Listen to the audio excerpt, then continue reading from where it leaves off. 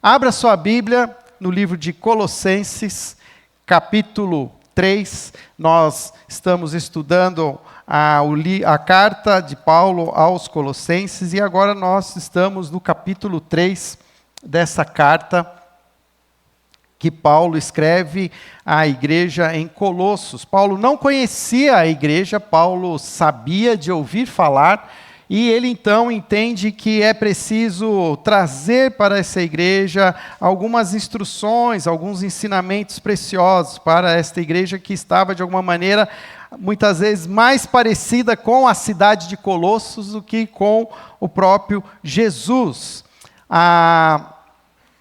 E lembrar vocês das nossas últimas mensagens, vou trazer aqui alguma apresentação. Lembrar o que acontecia na igreja de Colossos. A igreja de Colossos ela vivia por uma influência muito grande de um sincretismo religioso, de um legalismo judaico. Havia ali também, nós citamos no capítulo 2, pessoas com visões sobre anjos, adoração de anjos, alguns aceitando rituais rigorosos para, de alguma maneira, limitar a carne e exaltar a alma, mas tudo isso uma miscelânea, numa bagunça, que não deixa de ser muito diferente dos nossos dias. Hoje é muito comum nós agregarmos muitas crenças, agregar algumas culturas religiosas que têm a ver com os nossos antepassados, ou até mesmo com rituais que, de alguma maneira, participamos em outras religiões e, sem querer, a gente acaba, de alguma maneira, misturando tudo. E o fundamental nessa carta aos Colossenses é que Paulo ele deseja que aqueles cristãos vivam em Colossos, mas também vivam em Cristo. E esse é o nosso grande desafio, como vivermos em Campinas sem deixar de viver em Jesus. Por isso que a série ela tem esse nome, Jesus é o centro de tudo. Colocarmos Jesus no centro da nossa devoção, da nossa adoração, entender que Jesus ele é suficiente e que muitas vezes, equivocadamente, nós somos tentados a incluir mais alguma coisa além de Jesus. Um batismo, uma oração, uma unção, um óleo, aí vai por aí afora, que de alguma maneira algo que venha acrescentar o poder à nossa fé. Mas quando nós fazemos isso, nós estamos diminuindo a própria suficiência de Jesus. Então, para que nós também possamos aprender nos nossos dias a entender que Jesus é suficiente e que nós temos tudo aquilo que nós precisamos para viver a vida cristã em Campinas, já habita em nós. Por isso, capítulo 1 de Colossenses, ele traz essa primeira lição, que é entender quem é Jesus. Jesus o centro de tudo, Jesus o centro da nossa redenção, Jesus o centro da própria criação, Jesus o centro da igreja, Jesus o centro da nossa reconciliação. Nós já falamos tudo isso no primeiro domingo. E quando vamos para o capítulo 2, nós então entendemos que se Jesus é o centro, isso dá-nos também permissão para ficarmos livres de todo o legalismo, de toda aquela série de regras que são impostas sobre nós, regras que muitas vezes até tinham a ver com o Velho Testamento, com o povo de Israel, mas que não necessariamente elas devem ser aplicadas de uma maneira legalista nas nossas vidas. Hoje nós temos um Espírito que nos dá sabedoria, nos dá discernimento, que nós podemos pensar. Deus nunca desejou ter filhos que fossem, de alguma maneira, como marionetes, fossem direcionados, mas Deus sempre desejou que os seus filhos tivessem liberdade para pensar, liberdade para crescer em espírito e em verdade, e como filhos amadurecidos, escolher as melhores coisas. E isso é um grande desafio para nós, porque parece que nós, até porque temos o nosso próprio organismo, a nossa própria razão, ela funciona de uma maneira que ela quer se acomodar, e tudo aquilo que é uma regra, que nos ensina o que pode e o que não pode, parece ser atrativo. É mais fácil entender o que pode e o que não pode do que pensar. Mas o que Deus deseja de nós é que nós tenhamos uma mente transformada. Isso também é falado em Romanos. Transformai-vos como é que fala Romanos 12? Apresentei os vossos corpos como sacrifício vivo, santo e agradável a Deus, que é o vosso culto racional. Não é algo que a gente faz na emoção, mas a gente pensa, a gente avalia, a gente reflete. Não se amoldando ao mundo, mas transformando-se. E é isso que nós vamos ver agora. O capítulo 3, então, propõe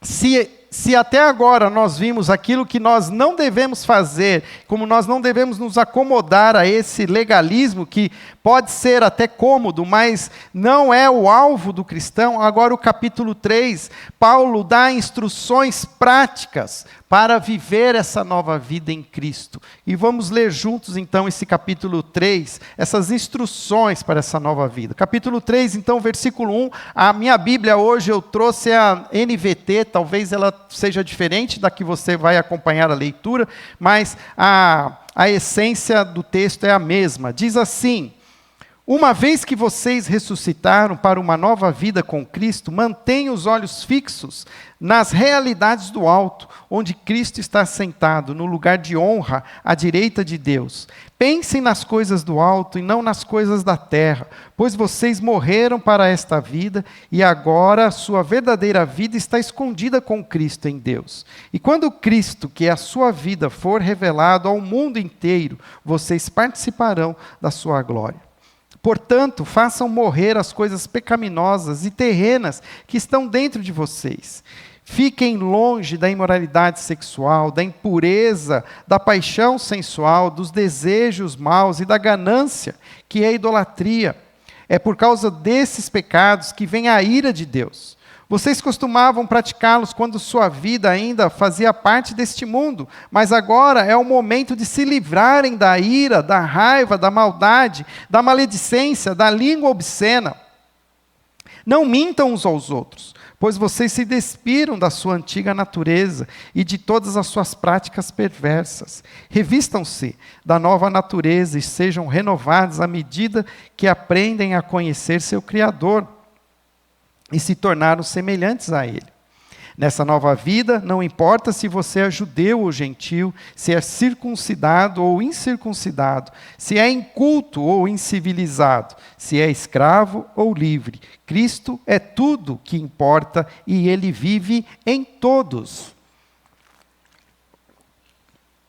Visto que Deus os escolheu para ser povo santo e amado, revestindo-se de compaixão, bondade, humildade, mansidão e paciência, sejam compreensivos uns com os outros e perdoem quem os ofender.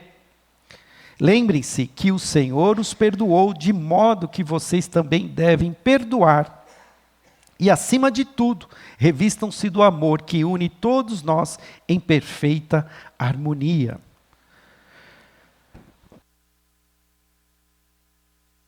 Permitam que a paz de Cristo governe o seu coração, pois como membros do mesmo corpo, vocês são chamados a viver em paz e sejam sempre agradecidos.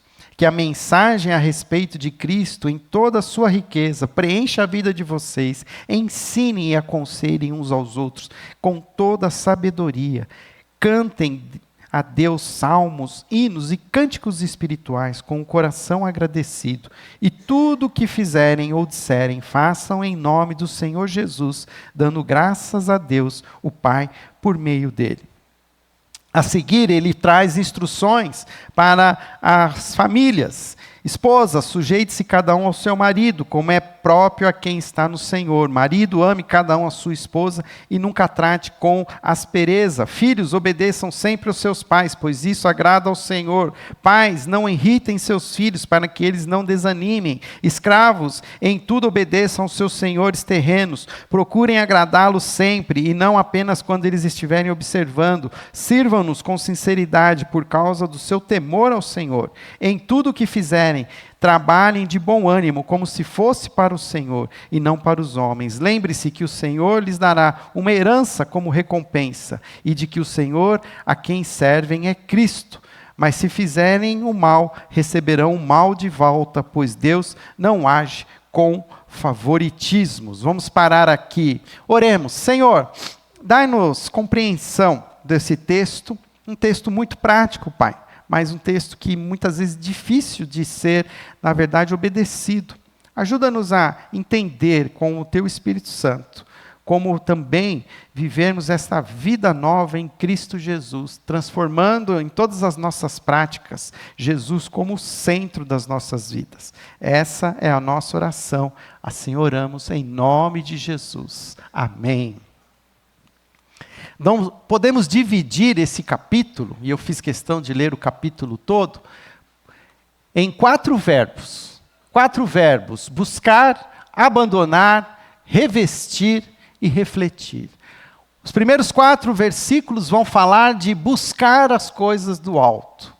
Para viver essa nova vida em Cristo, a primeira ação nossa é buscar as coisas do alto. Mas só isso não basta, é preciso abandonar a velha natureza.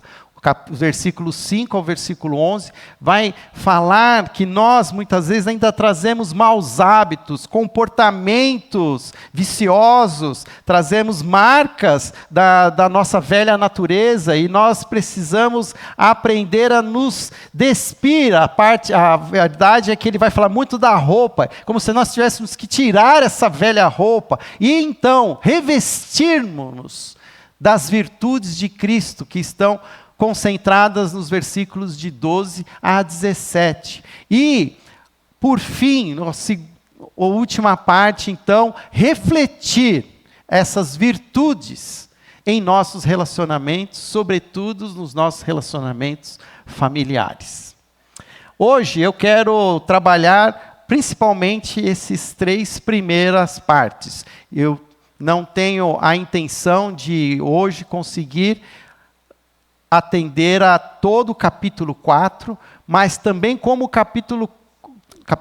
a parte 4, como o capítulo 4 ele é diminuto, eu vou deixar essa última parte de refletir a Cristo em nossos relacionamentos para o próximo domingo, e eu vou fazer isso juntamente com o capítulo 4. Hoje, nós vamos olhar para esses primeiros 3 verbos, e o primeiro deles, que nós precisamos entender para viver essa nova vida, livres de legalismo, livres de, também assim, de regras, é que nós precisamos buscar as coisas do alto. O capítulo 3, os primeiros versículos, eles são extremamente importantes. E olha como o texto ele começa, ele diz assim: uma vez que vocês ressuscitaram para uma nova vida em Cristo. Paulo, ele vai usar os mesmos movimentos de Jesus, que Jesus acontece, você vai ver lá o versículo, se você está com a sua Bíblia aberta, no capítulo 2, o verso 20, ele diz assim: vocês morreram com Cristo. Vocês morreram com Cristo, e agora no capítulo 3, versículo 1, ele diz: e uma vez que vocês ressuscitaram para uma nova vida, o que Paulo está? Ele está usando aqui a experiência de Cristo como a nossa experiência, porque não é aquilo que aconteceu com Cristo, não aconteceu conosco. Nós já participamos, nós estamos participando desse evangelho. Quando nós entendemos quem é Jesus, nós entregamos as nossas vidas, nós morremos para a nossa velha história e nós nascemos para uma nova vida. Isso é, de alguma maneira, ilustrado através do batismo. Por que nós fazemos o batismo? O batismo é uma ordenança que Jesus pediu que todos os seus discípulos fizessem, pelo menos uma vez, onde eles vão publicamente ilustrar a sua nova realidade, uma nova vida que eles possuem em Jesus. O velho homem, a velha mulher morreram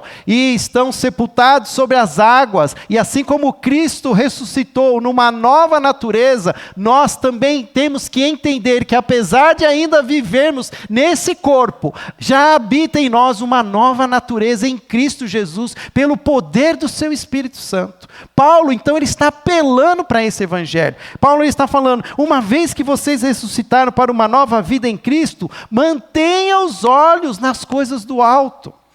Nós não somos cidadãos desse mundo, somos cidadãos de um reino celestial, somos embaixadores do rei. Precisamos conhecer as coisas do nosso reino, precisamos manter a nossa atenção nas coisas do reino de luz. Lembra como o capítulo 1, ele dizia que nós fomos transportados do poder das trevas, do domínio das trevas, e fomos trazidos para o reino da sua luz. Esse reino da sua luz, esse reino dos céus, que é a maneira como Paulo, ele está querendo dizer assim, que Deus habita os céus, então é os céus, o reino do Deus que está nos céus, essa deve ser o nosso objetivo, o nosso foco. É de lá que vem a nossa força, que vem o nosso poder, vem a nossa salvação.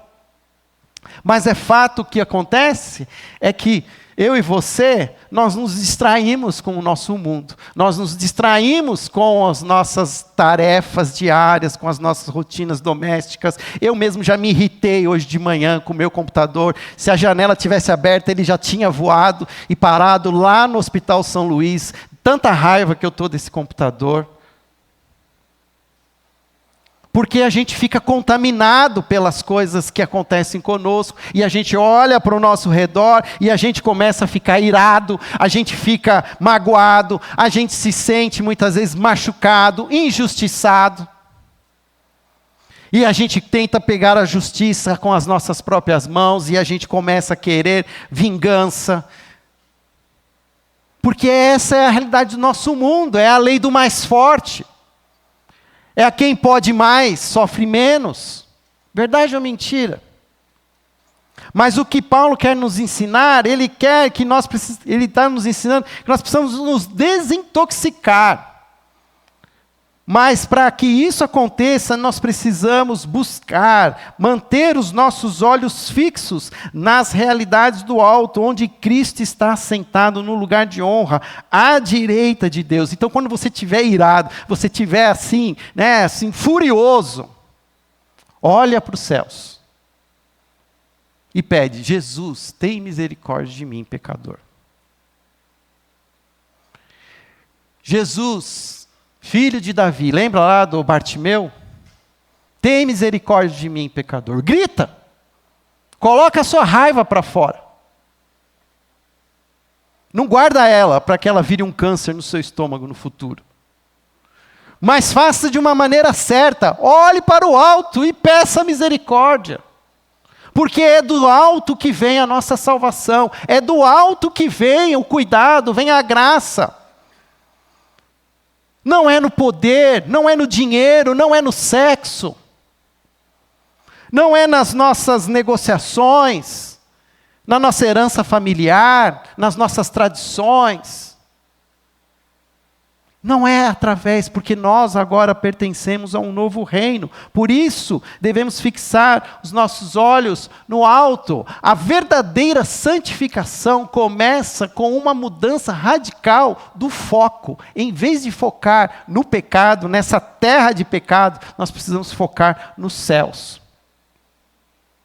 E o que nós podemos fazer além de gritar ao alto? Para focar as nossas vidas no céu. É buscar as coisas de Deus, buscar a sua palavra, buscar ao Senhor em oração. Quanto tempo você investe em oração na sua vida, em buscando essa meditação de alinhamento com o Senhor? A gente vive uma sociedade de tarefas, de atividades, uma sociedade que está o tempo todo ocupada. A gente não tem tempo nem para ir no culto, porque as programações, as atividades das nossas famílias, a nossa agenda concorre até mesmo com o dia de prestar culto ao Senhor. Verdade ou mentira? Hoje eu estava com a classe Novos Membros, eu estava contando para eles que eu sempre fui de igreja batista, né? E estávamos contando a história da igreja batista, mas independente de ser igreja batista ou não, eu lembro que de domingo não tinha nada para fazer, não tinha shopping. Você ficava na igreja. E se rolasse um almoço na igreja, você ainda almoçava na igreja. Eu só tinha uma raiva quando eu era criança, que eu não podia assistir os Trapalhões, porque eu tinha que ir no culto. Todo mundo dos meus amigos assistia os Trapalhões e eu não. Mas não tinha concorrência. Não tinha essa concorrência que a gente tem hoje, de programação, de eventos, de viagens. E são coisas boas, eu não digo que elas são ruins em si. Elas têm uma essência boa, nós devemos desfrutar sempre que pudermos, por direito, mas tomar cuidado para que a gente não se encante e a gente busque essas coisas como uma forma de contentamento e satisfação, pois elas não nos satisfazem, muito pelo contrário, elas vão sempre querer mais. Sempre vai ter um restaurante novo para você experimentar uma comida nova. Sempre vai ter um novo sabor. Sempre vai ter uma nova diversão. Sempre vai ter mais alguma coisa. Mas nada disso satisfaz. Ou eu entendo isso entra na minha cabeça. Por isso que é um foco, é aquilo de novo, é o paralelo lá com Romanos 12. Ou isso entra na minha cabeça, ou eu continuo sendo uma Maria vai com as outras. O que os outros fazem, eu faço. Mas eu preciso entender que eu tenho agora um foco novo. E o versículo 3, ele diz lá, vocês morreram para esta vida. Agora a sua verdadeira vida está escondida em Cristo. Essa semana, sexta-feira, eu fiz uma reunião online com a Mila, uma missionária que a gente apoia. Mila está no Espírito Santo. E ela está buscando se reinventar, porque ela estava no campo missionário, lá na Tailândia, e agora ela está aqui cuidando das suas filhas no Espírito Santo, em Guarapari, e ela falou, Fábio, eu estou vivendo um momento novo em que nós estamos entendendo que nós precisamos capacitar as pessoas para viver nessa diáspora. O que ela queria dizer? Falou assim que hoje existem, pelo menos, eu infelizmente não trouxe aqui, mas existem pelo menos, vou fazer a conta aqui de cabeça, se eu estiver errado vocês me corrigem, mais de 2 milhões de profissionais brasileiros pelo mundo. E essas pessoas estão pelo mundo por vários motivos, por profissão, por escolhas acadêmicas, por questão de qualidade de vida. Mas nenhuma delas está entendendo que elas, acima de tudo, elas são cidadãos do reino. E que aonde quer que elas estivessem, elas deveriam estar refletindo o reino. E ela está falando assim, Fábio, eu estou agora com uma missão de organizar e motivar brasileiros na Ásia a assumirem o seu cristianismo nos lugares onde eles estiverem e sendo verdadeiros cristãos. Por que eu estou contando tudo isso? Porque o fato é que a gente está se dispersando, a gente está buscando o que é melhor, o melhor conforto para as nossas vidas, a melhor oportunidade acadêmica, as melhores profissões, mas a gente não está colocando o evangelho nisso tudo. Nós estamos aqui achando que a gente vai viver essa vida aqui para o resto da vida. Quando, na verdade, nós precisamos entender que nós somos hoje embaixadores do reino. A nós é nos dado o privilégio de sermos os ministros da reconciliação. Promover a reconciliação. Então ele chega no versículo 3, no versículo 5, ele diz lá, portanto, façam morrer as coisas pecaminosas e terrenas que estão dentro de vocês. Então abandone a velha natureza, isso tudo que você ainda mantém guardado lá naquele seu armário escuro, você precisa abandonar. Fujam da imoralidade sexual, da impureza, da paixão sexual, dos desejos maus, da ganância. Porque a ganância, ela também é idolatria, porque você coloca as coisas como sendo mais importantes do que o próprio Deus. E por causa desses pecados é que vem a ira de Deus. Vocês costumavam praticá-las quando a sua vida ainda era parte deste mundo. Em algumas versões falam dos filhos da desobediência, quando vocês eram filhos da desobediência. Quando vocês ainda estavam lá, filhos de Deus, mas ainda na desobediência.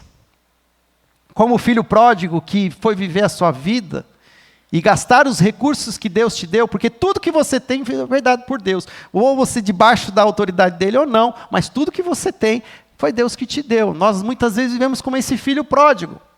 Mas chega uma hora que esgota os nossos recursos. E nós então vamos para o fundo do poço. E é quando o prazer agora é menor que a dor. A gente então começa, vou voltar para a casa do Pai. Só que mesmo assim, às vezes, mesmo na casa do Pai, a gente continua vivendo com maus comportamentos, com maus costumes. E olha que tem coisas, aqui o comentarista que me ajudou nesta mensagem, ele divide essas práticas pecaminosas e terrenas como de duas maneiras. Algumas são desejos do nosso coração. Coisas que são invisíveis, que ninguém vê, mas elas existem. E a muitos de nós assombram e nos perseguem, como a imoralidade sexual, a impureza, desejos maus. Isso é invisível, mas cada um sabe como é o seu próprio coração. Sabe aquilo que o encanta e o que faz você perder o foco. Mas isso tudo é o seu coração. Mas se não bastasse isso, tem aquilo que tem a ver com o próximo. Aquilo que não machuca só a mim, mas machuca o outro. Que tem a ver quando faz a questão da ira, da raiva, da maledicência, da boca suja. O que eu vejo de gente crente com boca suja,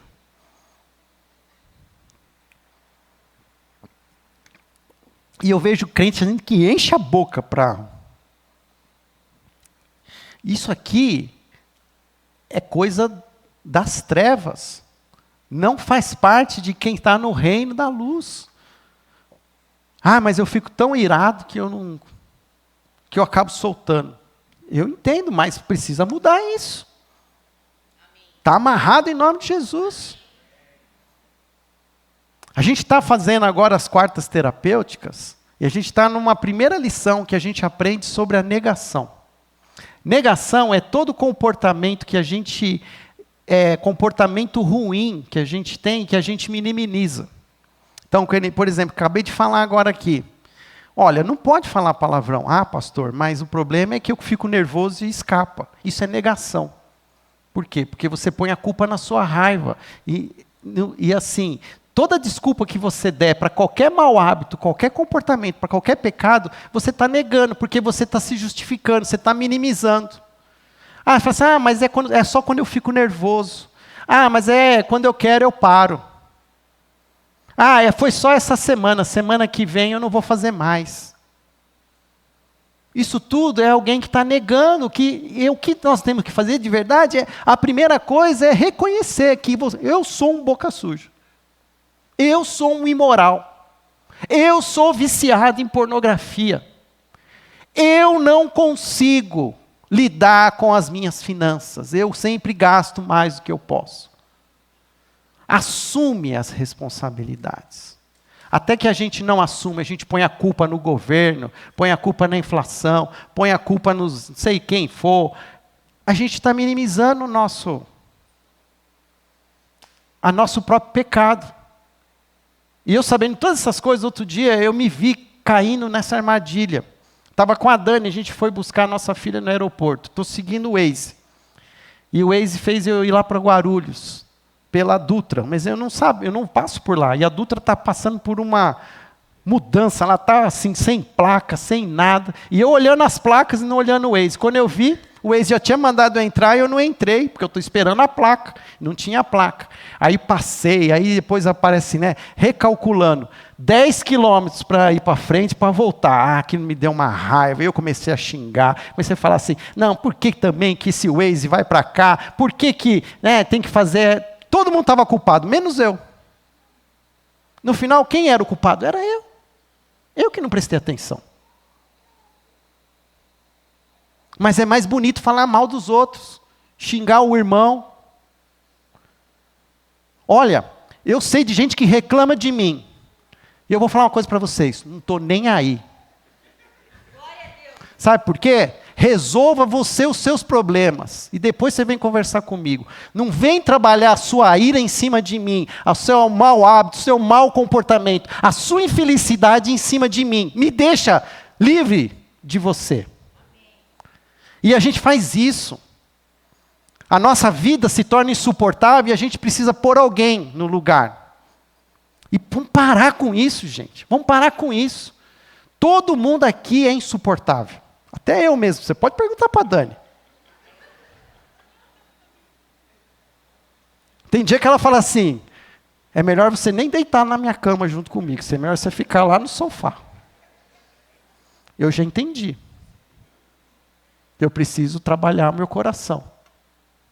E a gente precisa reconhecer. Reconhecer que ninguém é santo. Nós queremos. Desejamos. Mas nós somos tudo enrolado, cheio de rolo. E a gente precisa baixar a guarda. Baixar a guarda. E ele continua dizendo, e como é que a gente faz isso? Então, eu vou tirar essas coisas, mas é a mesma coisa, assim, não adianta expulsar os demônios se você não coloca outra coisa no lugar. Porque se você não colocar outra coisa no lugar, volta. Legiões. É a mesma coisa. Não adianta você se despojar sem você depois se revestir. E se revestir de quem? De Cristo. Jesus morreu nu naquela cruz para nos revestir das suas virtudes.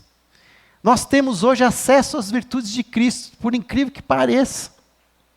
Mas o texto deixa isso bem claro. Nessa nova vida, já estou no versículo 12, ele diz, visto que Deus os escolheu para ser seu povo santo e amado, revistam-se de compaixão, bondade, humildade, mansidão, paciência, olha só, paciência e mansidão já, né? Compaixão, o que é compaixão? Compaixão é olhar para o outro e se sentir sensibilizado. Esses dias eu estava entendendo o que significa sede misericordiosos como Deus é misericordioso com vós. E a pessoa que eu estava ouvindo o devocional, ela falava assim, que misericordioso é você entender a miséria do outro. Que o outro que às vezes te machucou, ou te fez, falou mal de você, ou você se sente injustiçado pela outra pessoa, você sentir misericórdia dela, é você entender, ela é uma pessoa miserável, como você também é. Não acha só que o outro é miserável. Porque você também é miserável, você recebeu a misericórdia de Deus. Sede misericordiosos, assim como Deus é misericordioso com você. E naquele dia eu estava assim, não queria ver aquela pessoa nem pintar de ouro na minha frente, como a gente fala, né? E eu fui baixando a bola, é verdade, Senhor. Tem razão, eu preciso exercer misericórdia. Eu não quero, mas vou fazer por obediência. Porque eu estou entendendo. Porque eu estou buscando essas vestes de Cristo. Perdoem quem os ofender. Lembre-se que o Senhor os perdoou de modo que vocês também devem perdoar. Acima de tudo, revistam-se desse amor que une todos nós em perfeita harmonia. A gente pode juntar essas atitudes em três atitudes essenciais, que começam com o versículo 13 ao versículo 14. Sejam compreensivos uns com os outros e perdoe quem os ofender. Lembre-se que o Senhor os perdoou, ou seja, perdão e amor. Tudo começa com perdão e amor. Se nós não tivermos capacidade de perdoar, de andar mais uma milha, as coisas não vão evoluir, não vão prosperar. Você não vai ter a experiência depois da paz e da gratidão, que ele cita no versículo 15, quando ele diz: permitam que a paz de Cristo governe o seu coração, pois como membros do mesmo corpo, vocês são chamados a viver em paz, e sejam sempre agradecidos. Hoje a ciência, ela é capaz de provar que a gratidão faz bem para o corpo. A gente não tinha essa noção um tempo atrás, mas é fato que quem tem uma atitude de agradecer, de olhar a vida com um óculos da gratidão e começar a agradecer pelas coisas que tem, olhar para coisas até mesmo assim simples. Ontem a gente estava aqui celebrando o aniversário da Monique, o Alan falou: olha o pôr do sol. A gente nem presta atenção muitas vezes nele, não tem essa oportunidade de contemplar, de ser grato a Deus, porque mais um dia está se passando debaixo da misericórdia do Senhor. E até que a gente não tenha esse espírito de gratidão, o nosso organismo não vai produzir os hormônios que a gente precisa para sentir o bem-estar que o nosso cérebro vai interpretar. Mas se a gente está sempre nervoso, carrancudo, né, que nem eu, fico lá no trânsito, xingando todo mundo, né, porque não sabe dirigir, não sabe dar uma seta, né? O que vai? Você vai ficando cada vez mais rígido, mais bravo. Você está só se intoxicando. E o seu cérebro está ficando assim, ó. Aí chega em casa, chuta o cachorro, bate na mulher. Está tudo errado. Por quê? Começa lá, ó, perdão, começa com amor, generosidade. Respira fundo, porque o mundo vai te irritar. O inimigo das nossas almas não vai deixar barato. E aí, tem uma terceira atitude, porque aí quando eu começo a encher meu coração de gratidão, o versículo 16 vai dizer o quê? Que a mensagem a respeito de Cristo, em toda a sua riqueza, preencha a vida de vocês. A palavra de Deus enche vocês. Ensinem e aconselhem uns aos outros com toda a sabedoria. Cantem a Deus salmos, hinos e cânticos espirituais com o coração agradecido. E tudo o que fizerem e disserem, seja em nome do Senhor Jesus, dando a Ele graças ao Pai por meio dEle. Que é se encher também da palavra, mas praticar, servir, cuidar do próximo, ensinar, aconselhar. Palavra e serviço.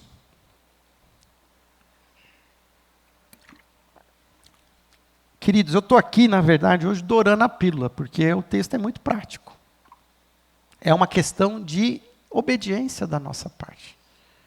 De nós entendermos que nós temos condições de viver essa vida cristã. Que nós que já somos selados com o Espírito Santo de Deus, nós temos essa condição. Mas tudo começa com um foco, olhando para as coisas do alto.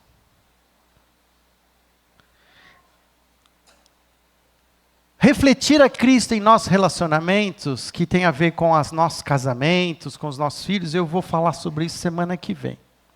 Eu quero preparar uma bela mensagem para falar sobre isso, porque eu creio que a gente precisa relembrar alguns conceitos extremamente importantes. E se Deus permitir, no domingo que vem, a gente vai falar sobre esses relacionamentos familiares. À noite, no essencial, quem aqui é pai de adolescente? Levanta a mão. Então, vocês estão convocados a participarem do próximo culto essencial às 18 horas. Porque nós vamos falar sobre adolescência. Não sei quantos de vocês assistiram ou já assistiram a série que passa na Netflix chamada Adolescência. Assistam, pais de adolescentes, assistam. Os adolescentes não precisam assistir. Se quiser pode, mas... Mas essa série, ela despertou em mim uma necessidade que a gente precisa de falar com os pais de adolescentes. Que nós não estamos alcançando o coração dos nossos filhos adolescentes. E se nós somos cidadãos do novo reino, nós temos condições disso. Só não estamos focando no lugar do jeito certo. Então nós vamos falar disso semana que vem.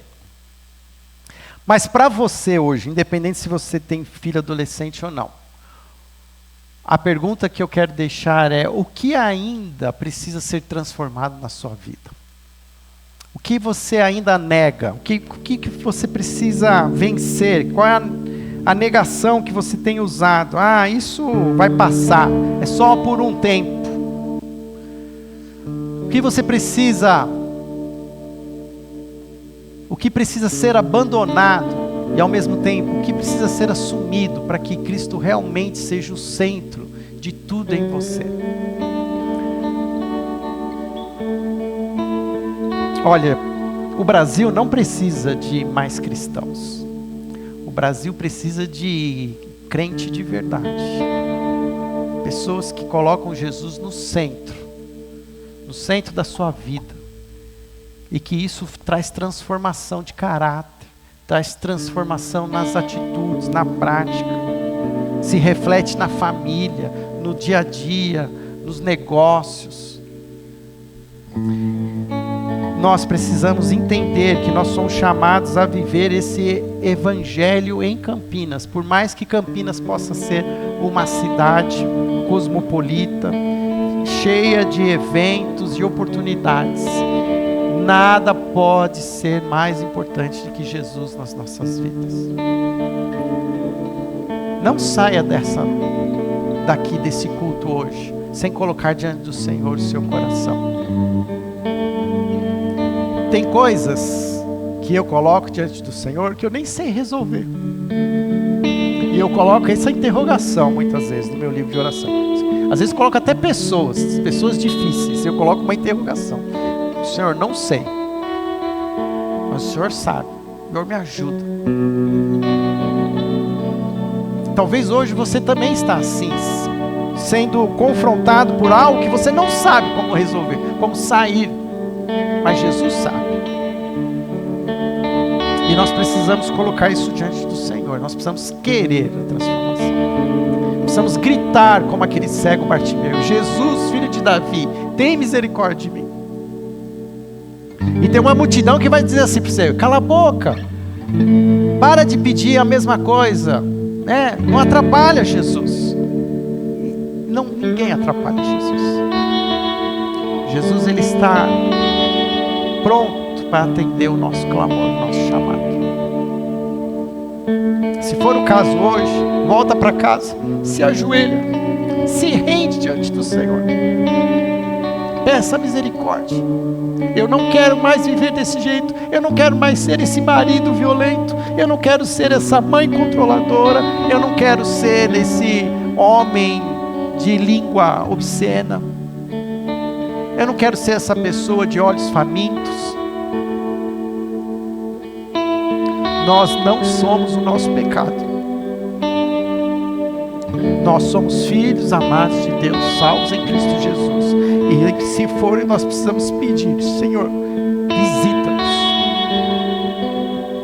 E isso não quer dizer que muitas vezes nós vamos ser curados milagrosamente. Isso também é importante dizer, porque a gente às vezes tem uma ingenuidade que a gente orando, clamando de joelhos, a gente vai levantar e tudo vai ser resolvido. Não vai. Porque muitas vezes Deus permite que a gente viva nessa fraqueza para que a gente se submeta a quem é o forte. Quando eu sou fraco, aí é que eu sou forte. Às vezes Deus promove um milagre, aí o milagre vem, mas milagre é uma coisa que acontece assim, não acontece todo dia, acontece uma vez e nunca. Então não acha que também você só vai ganhar entendimento, você vai ganhar condição de entender da onde vem a sua força, da onde vem o poder para resolver aquilo que você precisa resolver. Senhor, dai-nos, Senhor, de cada dia mais sabedoria para entender como viver a vida cristã, uma vida cristã que seja, Senhor, de fato, uma vida coerente com o Teu Evangelho. Senhor, somos todos filhos de Deus, salvos em Cristo Jesus, mas é fato que ainda carregamos traumas, carregamos pecados, maus hábitos, comportamentos compulsivos. Muitos de nós ainda somos, Senhor, sexualmente imorais, somos, Senhor, muitas vezes difamadores, somos pessoas, ó Pai, que ainda não entendemos o Evangelho e não aplicamos ele em nossas vidas, mas tem misericórdia de nós. Ajuda-nos a viver com o nosso foco no reino da luz, a refletir esse reino, possamos, Senhor, buscar as coisas do alto, começar os nossos dias com essa busca. Senhor, ajuda-nos, Senhor Deus, tem misericórdia de nós. Essa é a nossa oração, em nome de Jesus. Amém.